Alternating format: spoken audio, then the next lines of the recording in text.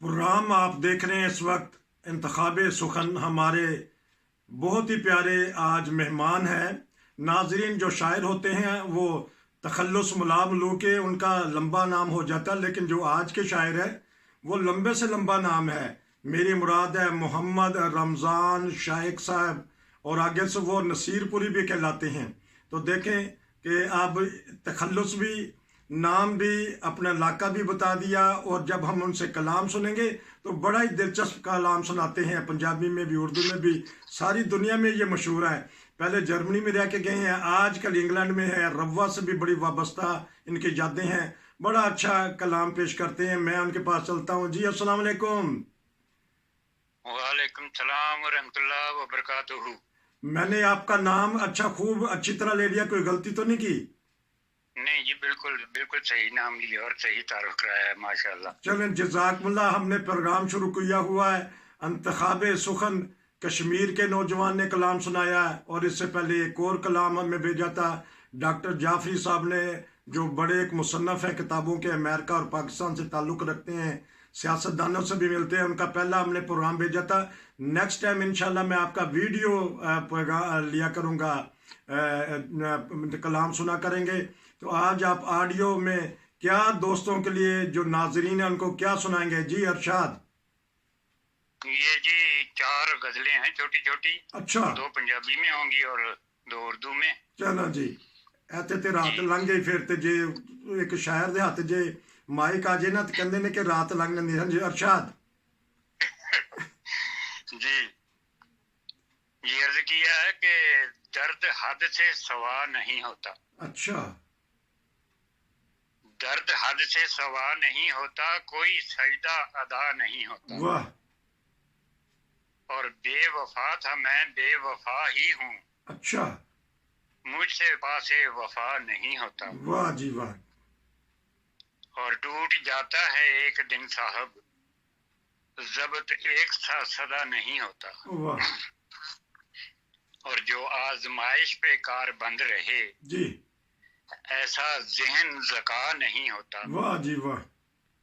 और चोट गहरी है उसने दी शायक, ओह, फिर भी दिल से जुदा नहीं होता। वाह जी वाह। चोट ऐसी दी है शाइक साहब, ये दोबारा सुनाएं जी, दोबारा। जी, चोट गहरी है उसने दी शायक, फिर भी दिल से जुदा नहीं होता। जी।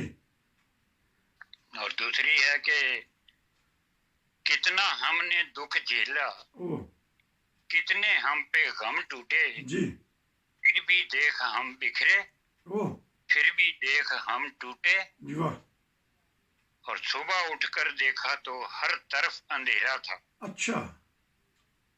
नींद टूट जाने से ख्वाब के भरम टूटे।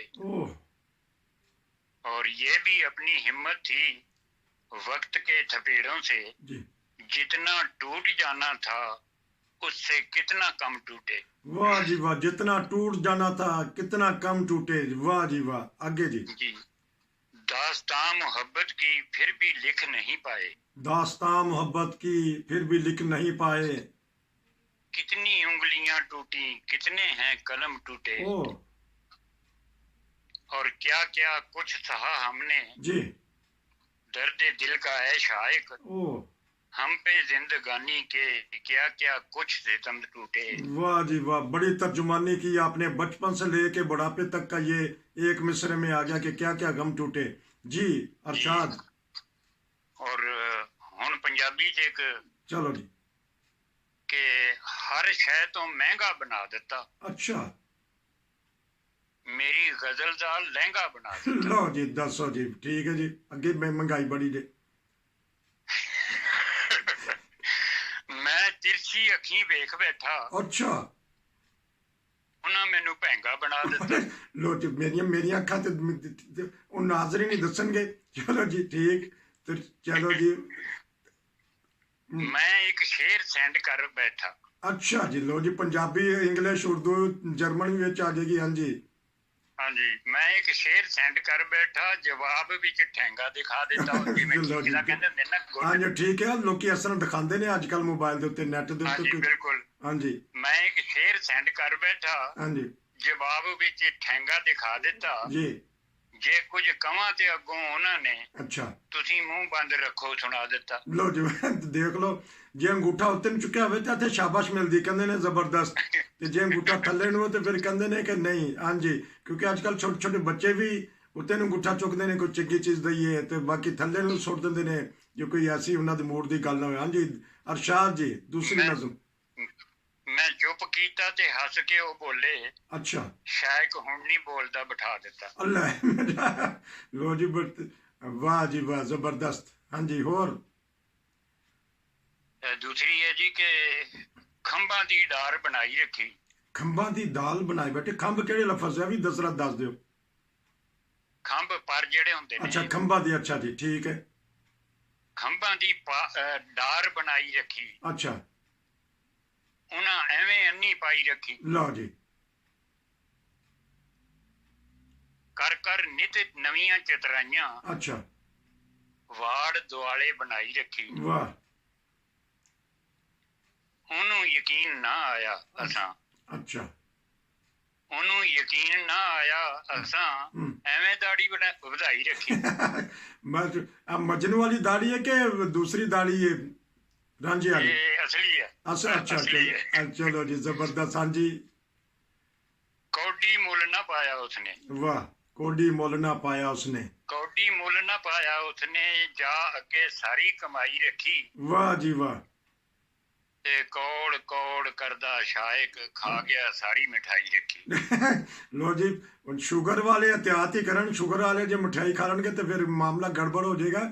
ਮਠਿਆਈਆਂ ਵਾਲੇ ਜ਼ਮਾਨੇ ਲੰਘ ਗਏ ਨੇ ਸ਼ਾਇਕ ਸਾਹਿਬ। ਕਿਸੇ ਜ਼ਮਾਨੇ 'ਚ ਦਿਲ ਕਰਦਾ ਸੀ, ਉਦੋਂ ਲੱਭਦੀ ਨਹੀਂ ਸੀ, ਹੁਣ ਲੱਭਦੀ ਹੈ ਤੇ ਦਿਲ ਨਹੀਂ ਕਰਦਾ। ਤੇ ਤੁਸੀਂ ਸੁਣਾਓ। ਹਾਂਜੀ ਸਹੀ ਹੈ, ਤੇ ਹੁਣ ਇਹੀ ਹਾਲ ਹੈ। ਮਠਿਆਈ ਹੁਣ ਸਾਹਮਣੇ ਵੀ ਆਵੇ ਨਾ ਤੇ ਬੰਦਾ ਕਹਿੰਦਾ ਕਿ ਨਹੀਂ, ਹੁਣ ਨਹੀਂ। ਅੱਗੇ ਜਾਈਦਾ ਸੀ ਚਨਿਓੜ ਦੇਖ ਕੇ ਦੁਕਾਨਾਂ ਤਾਂ ਖੁਸ਼ਬੂ ਸੁੰਘ ਕੇ।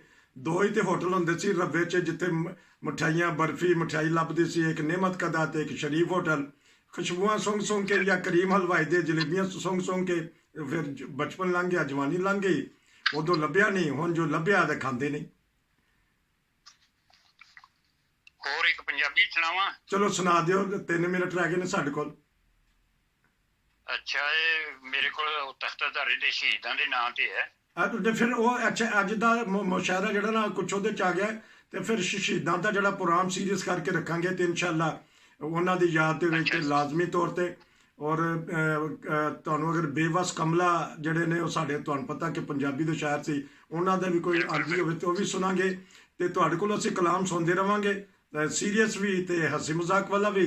ਅੱਜ ਦਾ ਮੌਜੂ ਅਸੀਂ ਇਹੀ ਰੱਖ ਲੈਂਦੇ ਹਾਂ। ਤੇ ਬਾਕੀ ਤੁਹਾਡੇ ਕੋਲ ਮੈਂ ਬੜੀਆਂ ਪਿਆਰੀ ਬਸਤੀ ਦੀਆਂ ਗੱਲਾਂ ਲਾਜ਼ਮੀ ਕਰਨੀਆਂ ਨੇ, ਪੁੱਛਣੀਆਂ ਨੇ ਕਿ ਉੱਥੇ ਕਿਸ ਤਰ੍ਹਾਂ ਤੁਹਾਡਾ ਬਚਪਨ ਗੁਜ਼ਰਿਆ, ਕਿਸ ਤਰ੍ਹਾਂ ਆਬਾਦ ਹੋਏ, ਕਿਸ ਤਰ੍ਹਾਂ ਫਿਰ ਹੁਣ ਮੁਲਕ ਤੁਸੀਂ ਫਿਰ ਲਿਆ ਮਾਸ਼ਾਅੱਲਾ। ਔਰ ਕਿੰਨੇ ਮੁਲਕ ਦੇਖ ਬੈਠੇ ਜੇ ਇਸ ਜਵਾਨੀ? ਮੈਂ ਜੀ 4-5 ਤੇ ਫਿਰ ਚੁੱਕਾ। ਹਾਂਜੀ, ਜੇ ਯੂਰਪ ਹੀ ਲੰਘੀ ਹੈ ਤੇ ਇੰਗਲੈਂਡ ਤੱਕ ਜਾਈਏ ਗੱਡੀ ਤੇ 3-4 ਤੇ ਵੈਸੇ ਬੰਦਾ ਦੇਖ ਲੈਂਦਾ ਤੇ ਜ਼ਬਰਦਸਤ। ਤੇ ਨਹੀਂ ਵੈਸੇ ਉਹ ਕੰਮਕਾਰ ਦੇ ਸਿਲਸਿਲੇ 'ਚ ਲੀਬੀਆ ਵੀ ਰਹੇ 17-18 ਸਾਲ। ਬੱਲੋ ਜੀ, ਬੜੀ ਗੱਲ ਹੈ। ਤੁਸੀਂ ਉਹ ਇਨਸ਼ਾਅੱਲਾ ਤੁਹਾਡੇ ਕੋਲ ਪੁਰਾਣੀਆਂ ਯਾਦਾਂ ਸਾਰੀਆਂ ਜਿਹੜੀਆਂ ਨੇ ਨਾ, ਸਾਡਾ ਜਿਹੜਾ ਪਲੇਟਫਾਰਮ ਇਸਤੇਮਾਲ ਕਰੋ, ਪੂਰੀਆਂ ਯਾਦਾਂ ਤੇ ਸੁਣੋ ਬਚਪਨ ਤੋਂ ਲੈ ਕੇ ਹੁਣ ਤੱਕ ਦੀਆਂ। ਔਰ ਔਲਾਦ ਮਾਸ਼ਾਅੱਲਾ ਪੂਰੀ ਦੁਨੀਆ 'ਚ ਫੈਲ ਗਈ ਹੈ ਤੁਹਾਡੀ। ਬਿਲਕੁਲ ਜੀ, ਖੁਦਾ ਦਾ ਸ਼ੁਕਰ ਨਾਲ। ਬੱਚੇ ਤੋਂ ਫਿਰ ਮਾਸ਼ਾਅੱਲਾ ਉੱਤੇ ਦੇਖ ਲੈ। ਅੱਲਾ ਕਰੇ ਕਿ ਸਾਡੇ ਬਜ਼ੁਰਗ ਜਿਹੜੇ ਨੇ ਤੁਹਾਡੇ ਵਰਗੇ ਹਮੇਸ਼ਾ ਕਾਇਮ ਓ ਦਾਇਮ ਰਹਿਣ, ਉਹਨਾਂ ਦੀਆਂ ਦੁਆਵਾਂ ਸਾਨੂੰ ਯਾਦ ਰਹਿਣ।